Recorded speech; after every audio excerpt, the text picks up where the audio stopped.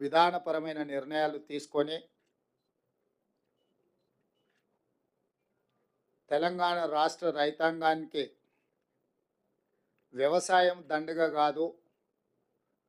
వ్యవసాయాన్ని పండుగ చేయాలన్న ఆలోచన ఏదైతే కాంగ్రెస్ పార్టీ విధానం ఉన్నదో, ఇదే కాకుండా కాంగ్రెస్ పార్టీ శ్రీమతి సోనియా గాంధీ గారు, శ్రీ మల్లికార్జున్ ఖర్గే గారు, శ్రీ రాహుల్ గాంధీ గారు మాట ఇస్తే మడమతి పని నాయకులుగా గతంలో తీసుకున్న నిర్ణయాలు మీకు అందరికీ తెలుసు. 2004 సంవత్సరంలో ఆనాడు కరీంనగర్ గడ్డ మీద శ్రీమతి సోనియా గాంధీ గారు తెలంగాణ రాష్ట్రాన్ని ఇస్తానన్న మాట నిలబెట్టుకు